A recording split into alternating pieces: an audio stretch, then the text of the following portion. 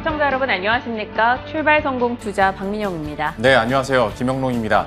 2021년 하반기가 또 시작이 됐습니다. 네. 7월에 문이 열렸는데 예전부터 보면 5월보다는 6월이 나올 것이다 라는 얘기들을 많이 했었는데 실제로 좀 그랬었고 6월보다도 7월 중순까지는 더 나을 것이다 라는 얘기들이 지금까지는 많이 나옵니다. 네, 일단 7월에 대한 기대치가 조금은 더 올라가고 있는 상황이에요. 하지만 3분기를 놓고 봤을 때는 일단 인플레이션에 대한 우려가 상단을 막고 실적에 대한 기대가 하단을 막아서 역시나 종목별로 좀 빠른 대응이 필요하다라는 목소리도 많이 나옵니다. 네. 그러니까 내가 뭐 종목 묻어놓고 낚시 떠날 거 아니라면 조금 더 부지런해져야 된다라는 이야기인 거죠. 그렇죠. 뭐 7월 한 달이 다 좋을 거야 이런 것도 아니고 굉장히 빠르게 그 주 단위로 저희가 좀 세세하게 전략을 짜야 될 것 네. 같거든요. 이번 한 달도 저희와 함께 하시면서 좀 포트폴리오 수익률 잘 꾸려 가셨으면 좋겠고요. 그러면 하반기의 첫 번째 이슈는 어떤 걸지 보도록 하겠습니다. LG전자와 관련된 건데요.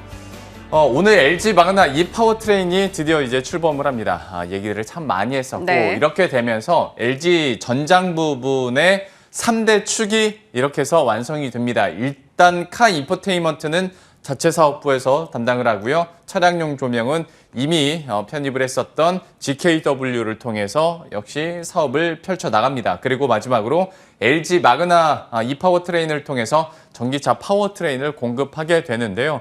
아무래도 뭐 뉴 LG다 뭐 이런 얘기를 많이 하고 어떤 전장사업 부분에서의 힘을 계속 쏟았었던 LG전자인데 여기에 따른 뭐 본격적인 또 새로운 출발이라고 좀 의미 부여를 할 수 있을 것 같습니다. 네. 그러면 여기서 얼마나 이제 돈을 벌 것이냐 이게 궁금한 거잖아요. 전장사업부뿐만이 아니라 LG 마그나만 봤을 때 연 매출이 계속 올라가는 건데 네. 중요한 거는 올해 5천억 원을 시작으로 해서 2023년에 1조 2천억 원에서 1조 3천억 원 돌파할 것으로 예상이 되고요. 2025년까지는 연매출 2조 원 될 거다. 증가율이 어마어마하네요. 어마어마하죠. 근데 이 증가율이 어떻게 나올 수 있느냐라고 본다면 그 다음을 보시면 전장사업부 내에서도 지금까지 사실 이쪽이 돈을 막 어마어마하게 버는 사업부는 아니었잖아요. 워낙 설비 비용도 많이 들고 투자를 많이 하다 보니까 좀 적자가 날 수밖에 없는 사업부였는데 이제 보시면 그 흐름들을 보세요. 영업이익 증가율이나 투자도 이제 어느 정도 피크를 찍고 조금씩 이제 안정화되고 있는 모습이고 매출은 꾸준하게 늘고 있고 그러면 영업이익도 계속 개선이 될 거란 말이죠. 하다 보면 드디어 LG전자의 전장사업부 내에서도 이제 수확의 계절이 오는 것인가라는 기대감들이 당연히 들 수밖에 없습니다. 이 맥락으로 봤을 때 어제 저희가 그 염승한 부장과 또 전략을 짜면서 네. LG전자 얘기를 해주셨거든요. 그러니까 구조적인 성장이 가능한 쪽에 우리가 계속 투자를 하자라고 얘기를 했는데 LG전자야 가전사업부는 계속 밑에서 네. 받쳐주고 있고 구조적으로 성장할 수 있는 부분이 또 전장사업부이기 때문에 앞으로의 흐름도 한번 기대해 볼 법합니다. 사실 LG가 그동안에 뭐 그림을 짜맞추기 위해 준비를 잘 해왔다라는 느낌을 좀 받고 있어요. 지금 이번에 파워트레인 합쳐졌잖아요. 보통 전기차는 바퀴에 파워트레인 얹으면 굴러간다라는 말이 나올 네. 만큼 지금 LG는 파워트레인 있고 조명 있고 샤시 있고 시트 있고 인포테인먼트 다 만들 수 있잖아요. 차 한 대 나옵니다. 그러니까 이제 예. 바퀴에서만 하나 인수만 해도 굴러갈 차를 하나 만들어내지 않을까 하는 얘기가 나올 만큼 LG그룹은 좀 준비를 잘 했습니다. 이번 이슈가 또 앞으로 어떤 모멘텀이 돼줄 수 있을지는 지켜봐야겠지만 분명히 오늘 또 새로운 출발인인 만큼 예. 점검해볼 내용이었네요. 자, 이제 두 번째 이슈는요. 실적입니다. 일단 오늘 새벽 나온 소식이죠. 미국 마이크론이 실적을 내놨는데 EPS 주당 1.88달러 예측보다 조금 더 높았습니다. 네. 주당 순이익을 놓고 본다면 한 2년 동안 계속해서 마이크론은 예측을 상회하는 실적을 발표하고 있는 건데요. 이게 또 우리 삼성전자와 SK하이닉스에는 어떤 영향을 줄지 오늘 개장 이후에 봐야 되는 포인트고요. 이제 실적에 대한 이야기 가보겠습니다. 열어보시죠. 실적에 대한 전망치를 좀 잘 봐야 되는 시기인 것 같아요. 통상적으로 이제 다음 주 중반까지는 기업들의 실적 전망 변화가 빠르게 반영이 될 겁니다. 상반기에 워낙 좋았던 실적 전망이 있었기 때문에 시간이 갈수록 조금씩 실체들이 더 드러나겠죠. 더 좋은 쪽이 있고 더 나빠지는 쪽이 있을 겁니다. 네. 최근 한 달 사이에 실적 전망 상향 조정한 종목이 조금 줄었어요. 그리고 실적 전망을 하향 조정하는 종목은 조금 늘었다라는 거. 네. 그러니까 우리가 더 잘 골라내야 되는 겁니다. 한 달 사이에 실적에 대한 전망 상향, 하향 조정이 있었던 섹터 한번 보시죠. 디스플레이가 하향 쪽에 들어가 있어서 조금 놀랐어요. 2분기 순이익 전망치가 한 달 사이에 조금 내려가고 있다. 그리고 건설 건축 쪽도 내려가고 있고 미디어 교육 쪽도 내려간다. 상향 쪽은 뭐 예상했던 대로입니다. 철강, 반도체, IT, 가전, 화학, 에너지, 상사, 자본재 등 쪽으로 이익에 대한 기대치가 조금은 더 한 달 사이 올라가고 있고요. 지금 시장에서 실적 좋아질 거야 라고 이야기하고 있는 섹터들 뻔합니다. 그런데도 놀라운 건 철강 같은 경우는 포스코가 전년 동기 대비 2분기 연결 기준 영업이익 뭐 1000% 이상 늘 거다 이렇게 얘기 나오고요. 해운주도 HMM 또 실적 좋을 거다 말하고 있죠. 반도체, 뭐 은행은 뭐 두말할 것도 없고요. 네. 석유화학은 피크아웃 논란은 있으나 2분기까지는 어닝 서프라이즈일 거다라고 얘기를 합니다. 자, 끝으로 실적 어닝 서프라이즈 기대 뭐 이런 타이틀 달고 최근에 올랐던 종목들 한 번씩이라도 상승해 줬던 종목들을 보면 이렇게 꼽히고 있어요. 영롱이건 어떤 종목 보이세요? 아니 저는 여기서 뭐 그럼 박 앵커가 출근 전처럼 몇 개 꼽아주는 겁니까? 아니에요. 그냥 이렇다라는 거지. 그러니까 야, 근데 지금 진짜 많이 그죠? 올랐어요. 여기 있는 종목들 다 올해 연 수익률이 100% 넘어가는 것도 굉장히 많고요. 그니까요.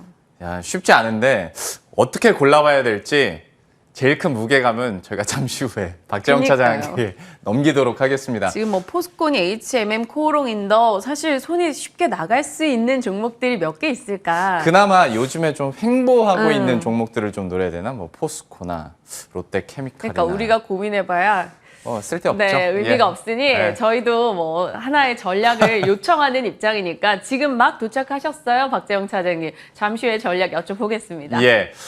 그러면 이것도 어찌 보면 실적과 또 일맥상통하는 얘기가 아닐까 싶은데 앞에서 투자 뉴스 세븐에서도 오늘부터 그 지상파 중간 광고가 허용이 되거든요. 네. 최대 수혜는 상장사 가운데서는 당연히 뭐 SBS겠죠. 그런데 이제 중간 광고라는 걸로 엮어서 한번 이 얘기를 해볼까 해서요. 네. 광고 대행사인데요. 아무래도 기저 효과도 있고 경기 회복되면 마케팅비가 늘어나잖아요. 그리고 이제 각각 제일기획은 뭐 예를 들어서 삼성전자발 그리고 이노션은 현대차 그룹발 뭐 신제품이나 신차 출시가 있다 보니까 지금 모멘텀들은 어느 정도 쌓여가고 있습니다. 일단 제일기획 같은 경우에는 삼성전자의 S21 같은 경우에도 조기 출시됐을 뿐만 아니라 하반기에 폴더블 폰이나 이외 스마트폰 신제품 효과를 어느 정도 받아갈 수 있지 않을까라는 전망들이 나오고요. 올해 영업이익 같은 경우에 전년 동기 대비했을 때 한 17% 증가할 것으로 전망이 되고 있습니다. 현대차 그룹 계열의 이노션 같은 경우에도 역시 현대차와 기아가 신차를 출시하다 보니까 여기에 대한 기대감들이 많이 있는데요. 한번 넘겨보도록 하죠. 이노션도 역시 전년 동기 대비했을 때 한 16% 정도 영업이익이 증가할 것이다 라는 전망들이 나오고 있는데요.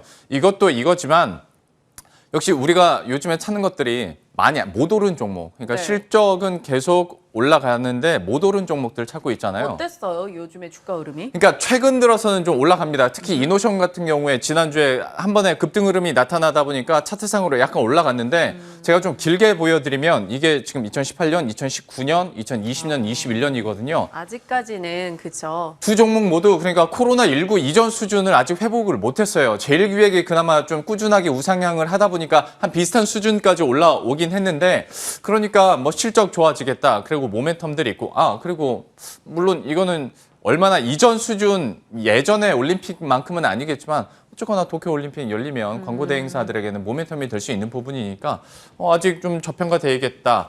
좀 투자 의견 어떻게 가져볼 수 있을지 이 부분도 한번 이야기를 나눠보도록 하겠습니다. 궁금해지네요. 뭐 지금 저희가 매수 기점에 딱 서 있는 건지 네. 아니면 뭐 시장에서 일단은 잠시 밀어놓고 가야 되는 종목인지 전략 여쭤보겠습니다. 이어지는 이 내용들에 대한 전략 박채혁 차장님과 함께 이어가시죠.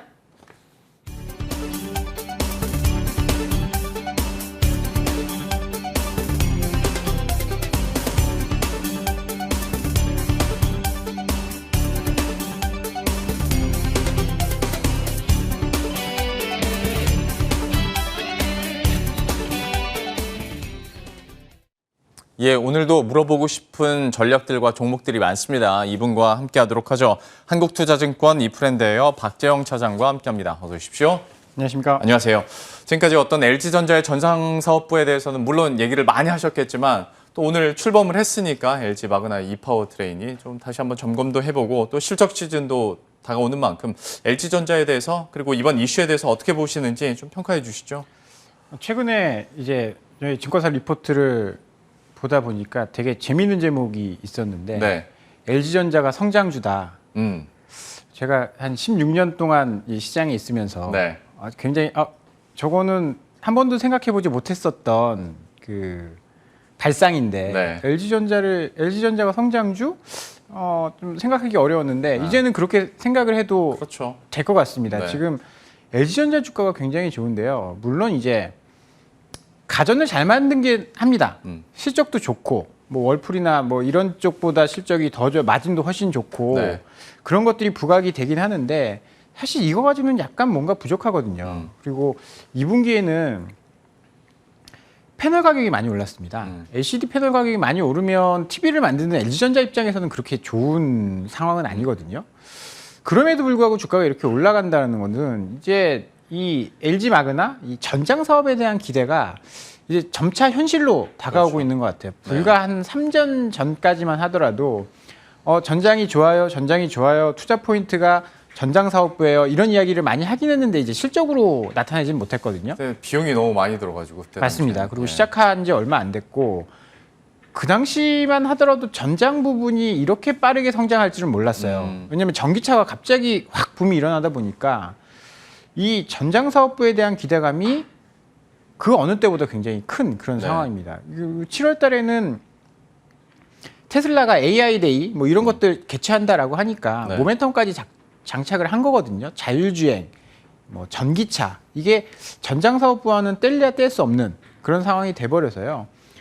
가전이 캐시카우 역할을 하고 뭐 지금 비가 좀 오고 있긴 하지만 날씨가 굉장히 덥잖아요. 네. 1분기에 에어컨 사업부가 가동률이 140%였대요. 뭐 사실 저는 그런 공장에서 일을 해본 경험이 많이 없어서 가동률 140%가 어떻게 될 수 있을까? 네. 100%가 한계잖아요. 그렇죠.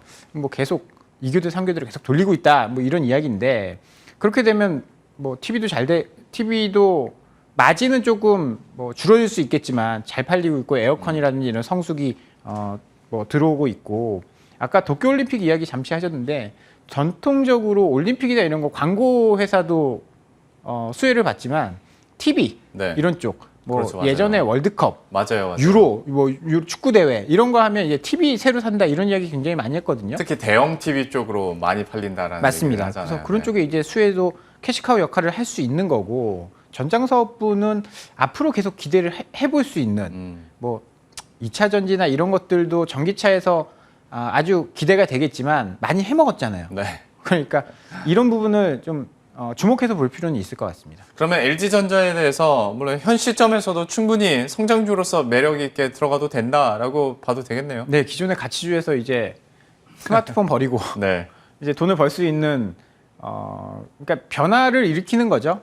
그래서 성장주로 보셔도 저는 좀 무방하다. 그래서 네. 예전의 밸류에이션보다는 조금 더 높은 점수를 줄 수 있지 않을까 그렇게 좀 보고 있습니다. LG전자에 대해서도 역시 긍정적인 투자 의견들이 연이어 나오고 있기 때문에 여러분들도 참고하시길 바라겠고요.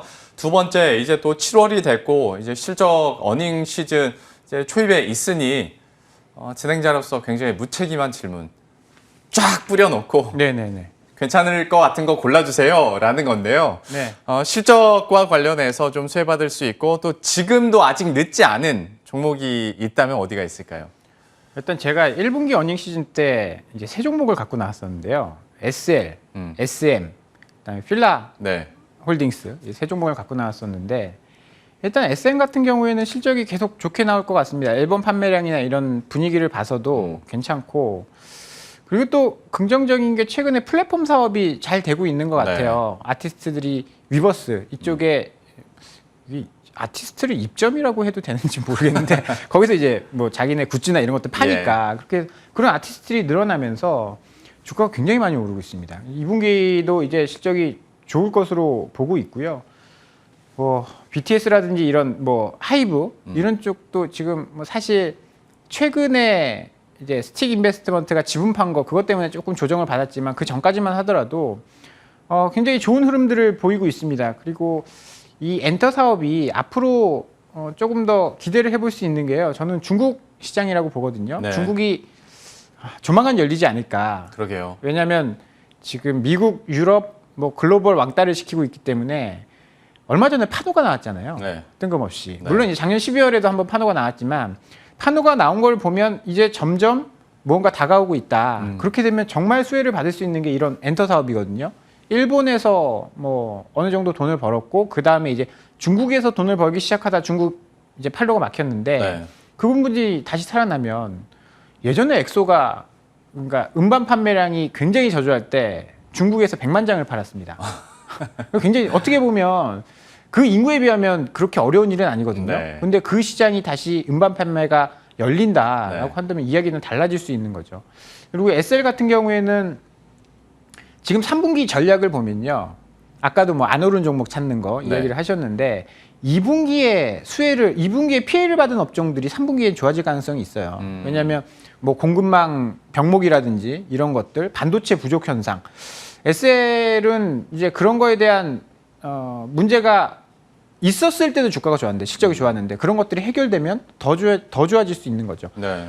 현대차 그룹이 고가 차량 판매가 증가하면서 실적이 굉장히 좋아졌습니다. 그리고 이 LED 램프라는 거는 전기차에서는 없어서는 안 되는 거예요. 그래서 이제 저전력, 뭐 그다음에 효율이 굉장히 높기 때문에 그래서 SL도 이제 3분기의 실적이 좀 더 2분기 실적이 굉장히 좋고 3분기에 더 좋아질 수 있는 그런 상황이기 때문에 뭐 꾸준히 보셔도 좋을 것 같습니다. 오르던 종목이 뭐 카카오나 이런 거 보면 네. 오르는 종목이 계속 가는 경우가 있거든요. 예. 주도주 같은 경우에는. 그래서 그런 주도주 측면에서 어닝이 잘 나온다 그러면 7, 8, 9, 3분기에도 좀 좋을 가능성이 있어 보입니다. 어떤 SM과 SL에 대해서 얘기를 해주셨고, 그러니까 어떤 실적 개선의 흐름은 계속 이어지고 주가 역시 우상향 흐름이 이어질 수 있다라고 얘기를 해주셨으니까요.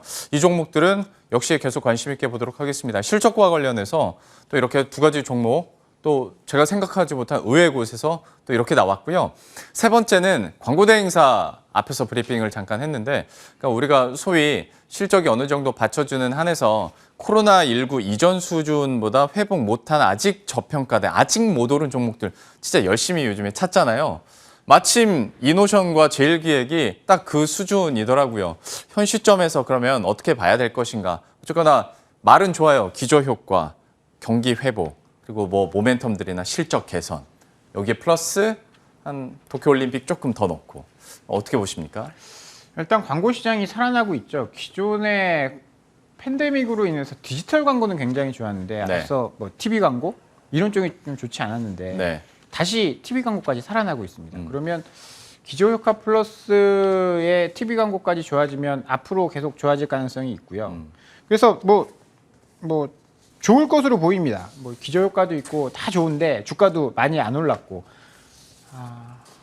오를 것 같긴 한데 아, 뭔가 표정이 근데 좀 찝찝하신데요. 그렇게 막 매력적으로 보이진 않아요. 네. 뭐 이렇게 시장에서 주목받는 업종도 아니고 시총이 큰 업종도 아니고 그래서 많이 안 올라서 오를 것 같긴 한데 사람들이 관심이 없으면 올라가는 데 또 한계가 있을 것 같기도 하거든요. 그래서 네. 좋긴 한데 좀 예뻐 보이진 않는다. 그래서 그 중에 뭐 좀 꼽으라라고 한다면 CJ E&M 네. 뭐 사실 아까 뭐 수혜를 받는 게 SBS 이야기를 하셨는데 네. 물론 이제 그쪽도 수혜를 받겠죠. 중간 광고 이것 때문에. 그런데 최근에 공중파보다 케이블을 네. 더 많이 봅니다. 그렇죠. 네. 예. 그래서 이쪽에 수혜를 받는 게 CJ E&M이고 그래서 다른 컨텐츠와 관련된 것도 잘 만들고 광고 시장 성장, 그다음에 TV 쪽 방송 송출자 이쪽에서 수혜를 받는 게 CJ E&M이고 그 외에 전통적인 광고 같은 경우에는 제일기획이 네. 작년의 실적이 2분기에 25%가 날아갔습니다. 기저효과가 굉장히 크게 나타날 가능성이 네. 있거든요. 그래서 2분기 실적이 뭐 갤럭시라든지 아까 그런 말씀 해주셨잖아요. 그러니까 해외 사업자, 해외 광고 이런 네. 것들 위주로 굉장히 빠르게 실적이 개선될 가능성이 있기 때문에 방송 광고 쪽에는 CJ E&M, 그다음에 일반 전통 광고 쪽에서는 제일기획을 보시면 좋을 것 같습니다. 예, CJ E&M과 제일기획 얘기를 해주셨는데 영 느낌이 저희가 오늘 이 이슈를 준비해서 맞춰서 대답해 주시는 것 같고 그러면 뭔가 찝찝한 것보다 확실히 이거다 할 수 있는 코너 속의 코너로 넘어가 보도록 하겠습니다. 오늘의 차장님의 픽은 코스닥 얘기를 갖고 오셨고 네. 코스닥 얘기를 하면 바이오 얘기는 안 할 수가 없는데 맞습니다. 지금 바이오를 들어갈 수 있을까라는 궁금증도 있고 좀 어떻게 투자 아이디어 갖고 계신 거예요? 그러니까 아까 왜 그 광고 쪽이 덜 매력적이다라고 했냐면 네. 같이 많이 빠지고 같이 못 올라왔으면 네. 광고 시장을 노려야 될까 바이오를 노려야 될까 우리 시장을 봤을 때 어느 업종이 더 매력적인가를 따져봤을 때는 그럼 바이오 쪽. 그렇죠. 바이오를 네, 많이 해야죠. 꼽으실 거예요. 그래서 지금 시장을 보면 작년에 성장주라고 했던 BBIG 이쪽에서 바이오는 아예 박살이 났고 네. 배터리는 올 상반기에 오른 게 있어서 전체 그 YTD로는 수익이 괜찮아요. 네. 최근은 좀 횡보하고 있지만 그래도 한 올해 한 20-30%씩은 그렇죠. 해주고 있죠. 왜냐하면 작년부터 굉장히 많이 올랐기 때문에 네.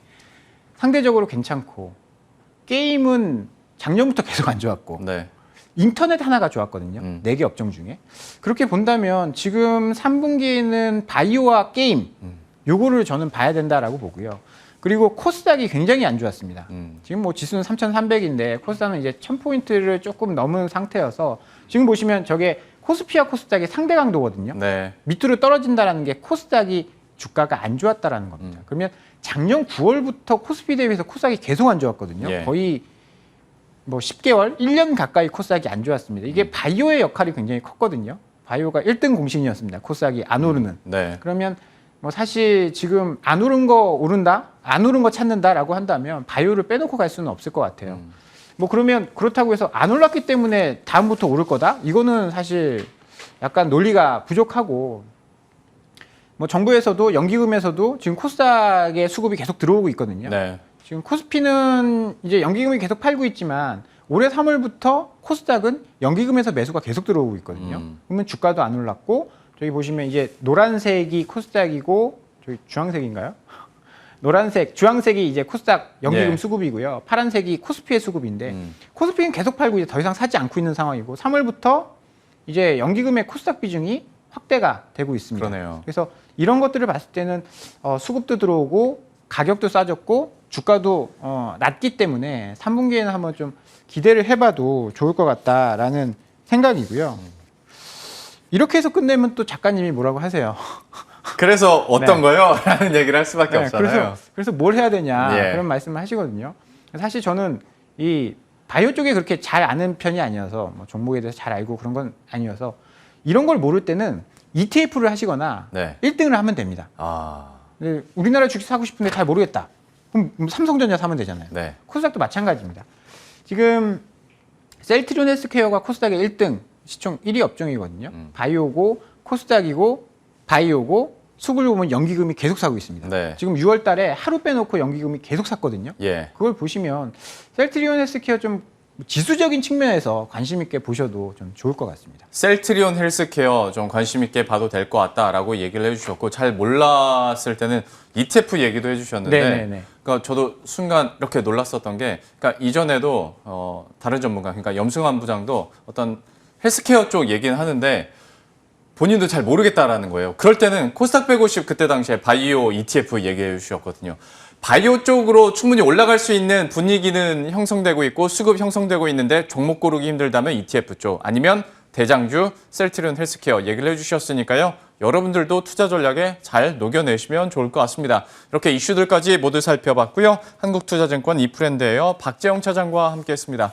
오늘 말씀 고맙습니다. 감사합니다.